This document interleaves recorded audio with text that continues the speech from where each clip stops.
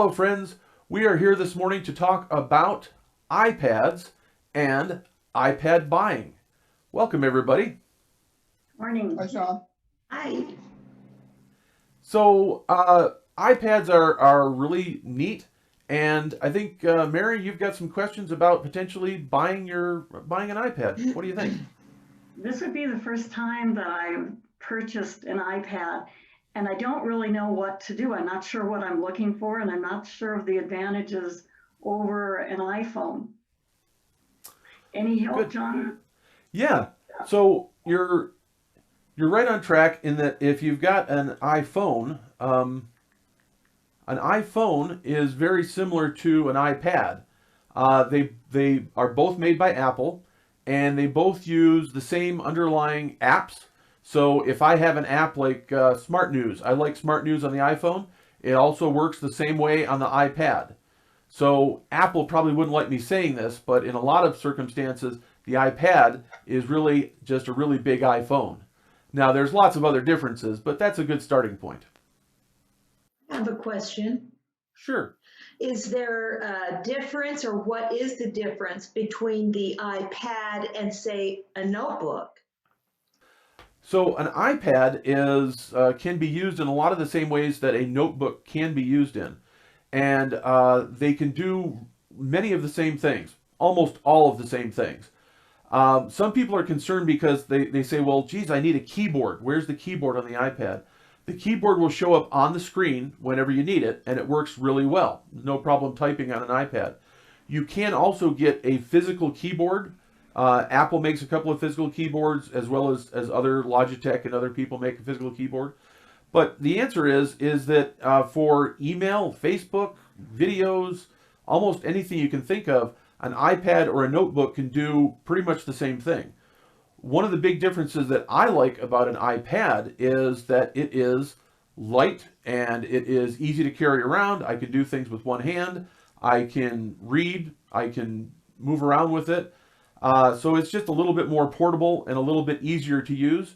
One of the things I really like about my iPad is that I can hold it with one hand and I can go on the back patio and read a book, something like that. And that's a little bit harder to do with a traditional laptop computer. John, I was wondering, I use a lot of apps on my iPhone. Will my apps work on this? I like to do photo editing, putting things in collages. Would that transfer? It does. It transfers very well, and that's one of the things that makes an iPad, if you already have an iPhone, it makes an iPad a nice addition. In fact, the iPhone and the iPad share the same app store. So if you purchase an app, then that app is available to you on your iPhone and your iPad, and you do not have to rebuy it. You only pay for it once, and it's yours for all of your iPad and iPhone devices. And again, if you learn how to do something on the iPhone, then doing it on the iPad is going to be very much the same. The program and the data that I have on iPhone will automatically transfer, or do I have to transfer it to iPad? So you can decide. That's a decision. Some people want to have their iPhone and their iPad exactly the same, and they want to synchronize the data across both of them. Some people choose not to do that. It is certainly easy to do if you decide to do that. So if I want my iPhone and my iPad, when I make a change on one, it shows up on the other. That's easy enough to do. And again, because they're both made by Apple and they're both using the same underlying operating system, that's easy to do. On the other hand, I personally choose to have my iPhone and my iPad a little bit different because I do a little bit different stuff on each one, but both are possible. When you say that you do different things on your iPad, and what would it be really good for? Is there something that you're thinking this works much better than on my iPhone? So both of them do pretty much the same stuff, but because of simply the sheer size of the screen, I like to read more on my iPad than I do on my iPhone, just because it's a better experience. let me kind of mention that the iPhone and the iPad, one of the things that the iPhone does that the iPad doesn't is make phone calls. So the iPad is not a phone. The iPad is, you can get a cellular modem in your iPad. It's an extra cost that you have to decide up front whether you want or not, but it will not make phone calls. It will only be used for data. So things like checking email, Facebook, things like that, where the iPhone itself, you can make phone calls with. What else differentiates an iPad and iPhone? Other than making phone calls on the iPhone, but not on the iPad, pretty much you can do one thing on, or you can do the same thing on both. There's different things that some iPads have that some iPhones have as far as their physical capabilities. For example, the iPhone here has an LED flash for taking flash photography and also for being used as a flashlight. There's another great video about that. Check it out. But so there's that. Now, some iPads have that and some don't. This iPad happens that it does have that. One of the big differentiators as far as iPads and iPhones is their cameras. So what kind of cameras they have, how good their cameras are. This iPhone has 2 cameras. It has a zoom and a regular. Newer iPhones may actually have 3. This iPad only has 1 camera lens on the back. So other than that, the iPad itself can do some things like multitasking and some advanced features that are harder to do on the iPhone. But for most of what you're normally going to be using, the iPhone, the iPad, they do pretty much the same things. Can you interface an iPad with a Samsung phone? So not as easily, because Samsung is using an Android operating system, which is different than the iOS operating system or the iPad OS that comes from Apple. So they're really 2 different things. Now, when you say interface, they're not going to be talking back and forth like you could with an iPhone and an iPad, how these can be synchronized easily. But that doesn't mean that a lot of stuff can't be done on an Android phone that would then be able to translate over to an iPad. So for example, you can set up the same email on your Samsung phone and the same email on your iPad, and that email would be synchronized between both of them because the email is residing on your email server, not on either device. Same thing with, for instance, if you want to watch YouTube videos or Facebook or whatever, you can set up Facebook on your Samsung phone and and Facebook on your iPad. It's going to be Facebook no matter where you go. John, is there an optimal size for the iPad, like a Goldilocks zone, not too big, not too small? That's one of the big decisions when if you're looking at buying a new iPad. One of the decisions is which size iPad do you want? And Apple now has several different sizes. We're talking physical size of the iPad. Apple starts with an iPad mini that is about 7 inches. It is not much bigger than a big iPhone. But some people like it because the iPad mini is very light and it's an option. Apple has not updated the iPad mini in a little while, so this is all of the things I'm saying are my personal takes on it. The iPad mini would not be my first choice, especially if you have a large iPhone. Stepping up to an iPad mini, to me, not as big a thing. Then you get into the size that I'm holding here, which is about a 10-inch iPad. And there are, again, slight variations on that, but this is a 10-inch iPad. And then the big daddy of iPads is the 12.9-inch iPad. I don't have one of those to show you, but it is a little bit bigger than this, obviously. As far as my decision goes, I would say, for me, bigger is better. It's a bigger screen. It's going to make things easier to read. And the downside of a bigger iPad is was usually the weight of it. But these things have become so light and so portable, so thin, that a bigger iPad to me is not a downside at all. In fact, Apple has made the iPad screen the same size, but shrunk the physical size of the iPad. So they've really done a lot to make the bigger one a lot nicer. Now, the one thing that you're going to find is that we have to at some point talk about price. So an iPad that is basically this size, again, the 10-inch variation, is going to start at $329 from Apple. The bigger iPads are going to start much more expensive. So the 12.9-inch one is going to be significantly more expensive. It's considered a Pro, an iPad Pro, and it has a lot more features. And if that's something that you're interested in, or if you just say, look, I want the bigger screen, then go for the bigger screen. John, where would be a good place to buy one? Where should I start my search? So before we got into this problem of COVID and not being able to spend a lot of time in person, my recommendation would have been go directly to the Apple Store and try them out. Apple always had these set up so you could try them out. You could hold them, you could pick them up, you could ask questions, that type of thing. At this point, I don't know if the Apple stores are going to be open or not, depending on the situation. So as far as where to buy them, you can always buy them directly from Apple. Now that would be just go to apple.com on your computer, on your browser. But you can also buy iPads at Walmart, at Target, at Best Buy, lots of places like that. What I would suggest is that if we're talking about a buyer's guide here and what to buy, it's kind of a good idea, in my opinion, to kind of know what you want up front. And then when things go on sale, and Apple typically doesn't have a lot of sales, they really don't discount things all that much, but you may find Black Friday coming up or whatever, some special coming up where you will get some sort of discount, a little bit, or maybe they will say we'll add headphones in with this or something like that. If you know the kind of iPad you're looking for up front, then when you find a sale, you're ready to go. John, how important is the amount of memory in the iPad?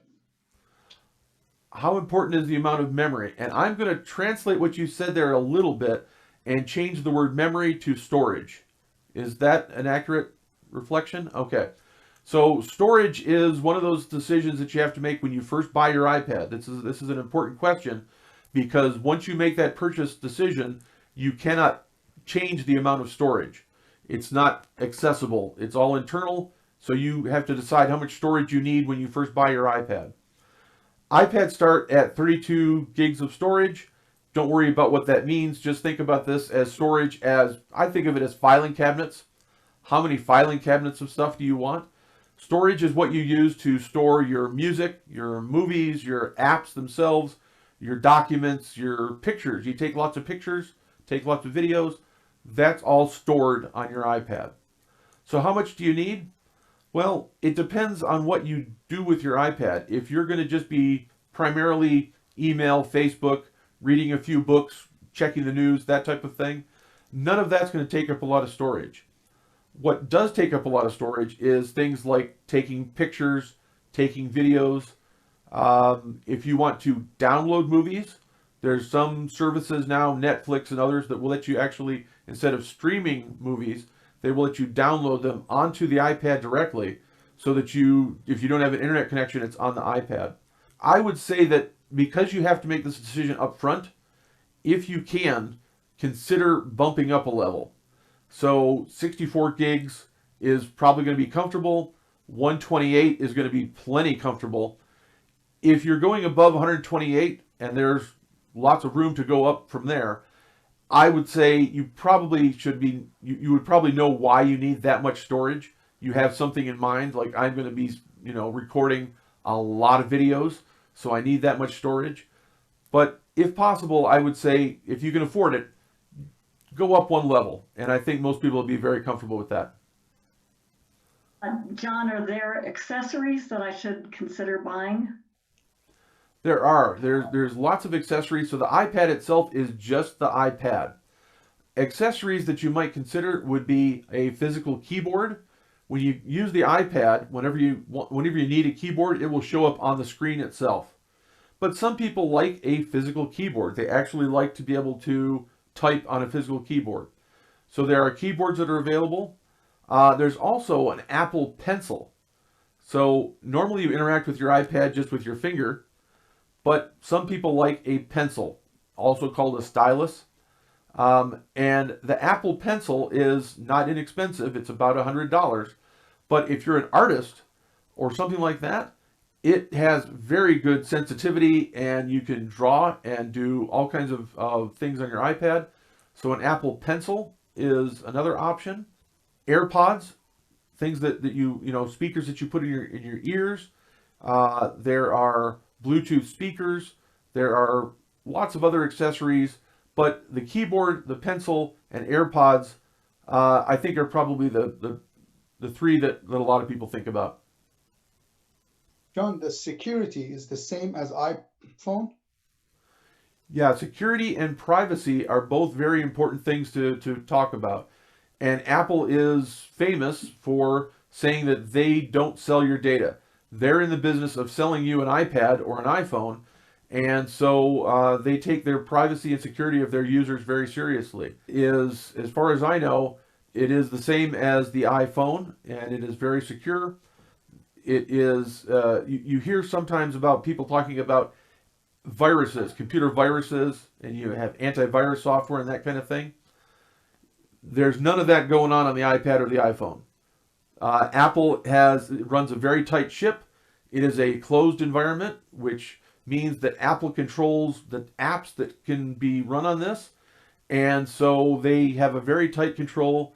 And I'm not saying it can't happen or won't happen, but so far there has been, as far as I know, no significant security issues like that. There's always going to be some glitches, but it's a very secure environment and a very tightly controlled environment that I think is one of the selling features of an iPad or an iPhone. One question, if let's say if I download an app for Wells Fargo or US Bank, does it have the same security as the system itself? It does. iPads and iPhones have good security, and if you're doing something like banking on your iPhone or iPad, they are going to be very secure. Now, obviously, you're depending on, to some extent, on the Wells Fargo to be secure on their end. Apple can't control that, but at least on this end, Apple is secure, and I have no problem with doing banking or checking, paying bills, or looking at insurance, that type of thing, on my iPhone or my iPad. So one of the features that new iPads have is something called Touch ID or Face ID. So when you want to unlock your iPad, you use a fingerprint and you unlock it, and it recognizes that it's me, and nobody else can unlock it. That's for this particular iPad. Some other iPads and newer iPhones use Face ID, where you unlock it with just by looking at it, and it says, "Hey, that's John," and nobody else. So these are the type of security features that mean that it's a secure environment from this end, and then it is very secure, again, hooking up through Wells Fargo's security system, going to Wells Fargo or US Bank or whoever else. John, what do you think of starting a search for buying one on Amazon? Yep, Amazon is certainly a good place to go to look for the various options. Let me try to run down a few things that you should be looking at when you're considering buying an iPad. We've talked about size. So one of the options is how big of an iPad do you want? I'm talking physically the size of the iPad, from iPad mini to the iPad itself to then the iPad Pro. Apple has different types of iPads, from their very creatively named iPad to the iPad Air, which adds a few more features, to the iPad Pro, which is the big one, that adds a lot more features. Each time you go up, there's more features that get added, which is nice, but the price also goes up. So size and features. We talked a little bit about storage. So you have to decide up front how much storage you need. And I mentioned probably if you can't afford it, bump up one level. That's probably going to be pretty good. The other thing that we shouldn't discount is the color. Apple has some really fun colors of iPads now. So you can get the traditional space gray, You can get, but now they have rose gold, and they have the newest one are now, it's sort of a mint green.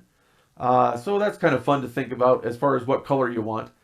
I don't get too concerned about that because I usually put a skin on my iPads just for a little bit of protection. But again, it's something fun to think about that obviously you need to think about up front. The other thing that you need to think about is whether or not you want cellular radio in your iPad. Now that seems kind of strange because remember I mentioned that the iPad cannot make phone calls, but the cellular radio is used for data, only for data. So this would be if you are away from your house or away from someplace that doesn't have Wi-Fi. Every iPad is going to have Wi-Fi. And when you're at your house, you're using Wi-Fi to connect to the internet, that's great. Cellular radio would be used if you don't have a Wi-Fi connection. So if you're traveling, if you're out on the road somewhere, something like that, then a cellular radio, just like a cellular phone, can be used over the cellular connection. But this would be used for things like, again, checking Facebook, email, watching videos, listening to music, whatever you want, over cellular. Some people think that's a really cool feature, and it is if you're going to use it.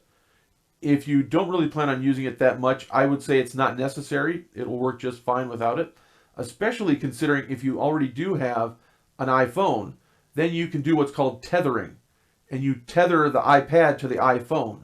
That's a bit of a technical topic, but once you do it once, it's not that big a deal. So cellular radio on the iPad, if you need it and want it, it's great, but a lot of people can do without it.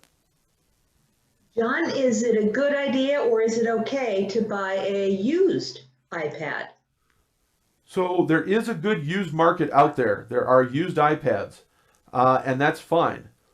I would be very cautious about just buying a used iPad from eBay or from some sort of just somebody you don't know. One of the big things you need to be very careful of is the battery. There's an internal battery to the iPad, and it has a certain number of charges and discharges, and that will diminish over time. So buying a used iPad, that's a concern. Also, as with anything that you're buying used, you don't get a warranty, and you need to be careful about what you buy. You can save some money with a used iPad. If you're going to buy used, I would suggest that number one, you be very cautious, and number two, you consider using a service. I'm not affiliated with anybody, but I have used a place called Gazelle, as in the little antelope, Gazelle. They sell used iPads and other things, and they do offer some protection. They offer protection that they guarantee that the battery will be reasonable and things like that. So used can save you some money, but be cautious with it. What's the difference between Android tablets and iPad? So an Android tablet is using the Android operating system. It's similar to an Android phone, but bigger. An iPad is going to be similar to an iPhone, but bigger. But in my mind, there is a significant difference. The iPad has tremendous support. It is the number one tablet out there in the world, and it just has an awful lot of really good app support. The apps are what you're actually going to be using the iPad for. In my opinion, the Android tablet market is just not very well developed. There's not a lot of them out there, and unfortunately, the apps themselves on Android tablets are often just phone apps that have been blown up to make them bigger, and they don't look very good. So while I have no problem with someone that is saying I prefer an Android phone to an Apple phone, there's lots of great Android phones out there, but in my experience, Android tablets are just not as good as an iPad. That's not to say you can't do great things with an Android tablet. I just think that the iPad experience is a little bit better. If you have an Android phone, then getting an Android tablet may be a good option. I would look for a good Android tablet, and unfortunately those can be a little bit hard to find. There are some really inexpensive Android tablets out there, and coming up for Christmas season, you will see lots of really inexpensive Android tablets. I have tried a few, and I think your experience is going to be less than stellar. I mean, you can do some things with them, but there's a reason that's a $79 Android tablet. just not going to be.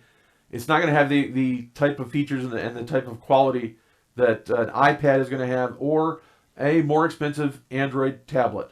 There's nothing wrong with Android tablets. If you're in that ecosystem and you are a Android person, do Android, and there's nothing wrong with that.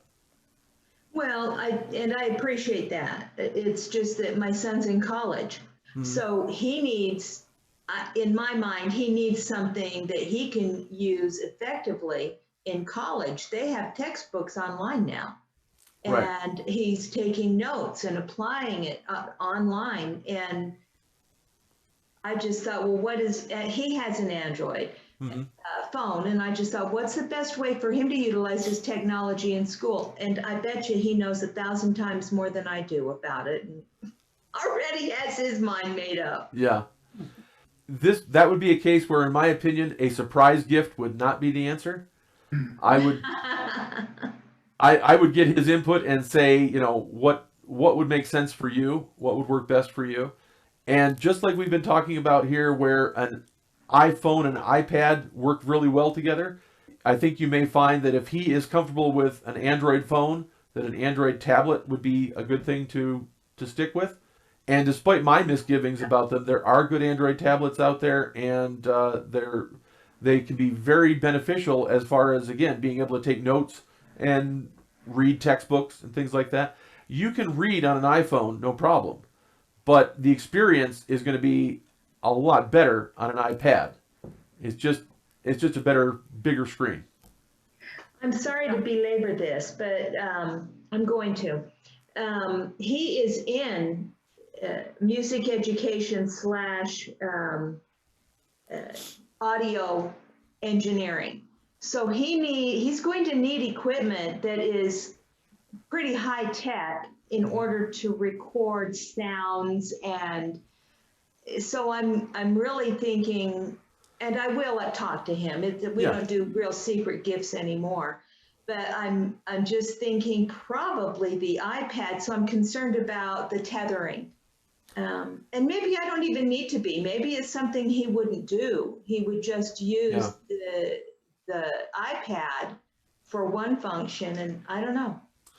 No, it's a good question, and it's one of those things where a lot of people would think about this as like, you know, Ford versus Chevy. Whatever, they're both cars, right? But there are some significant differences between Android and iPad OS or iOS.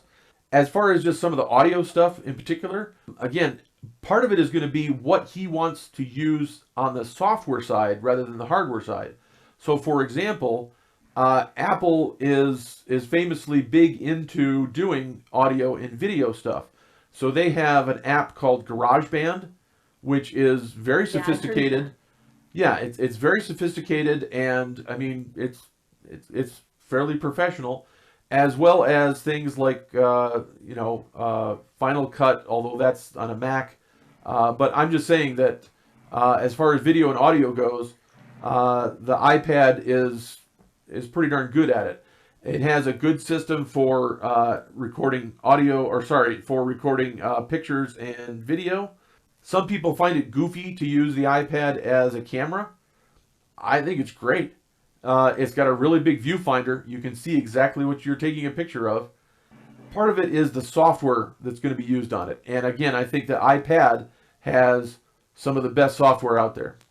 So how much is that software, the GarageBand type software, going to cost us? Special for you? I don't know the price of it offhand, but it is not that expensive. And if he's a student, this is a good point too. If he is a student, Apple very definitely has student discounts. So I wonder if they also connect to the college and would have, okay. Yes, absolutely. You should check into that. The college will probably have information about that, but also just on Apple's website, you can go and make sure that you get the student discount, because it is pretty significant. And not only a discount because your son is a student, but some of this software may be significantly discounted or even free. So student discounts are a really good idea to take advantage of. By the way, for anybody else, as far as student discounts, if you're taking continuing education or you're taking a class, I think Apple is pretty liberal about saying like, hey, if you're taking a class at a university or something like that, you're a student. Congratulations, and take advantage of the student discounts.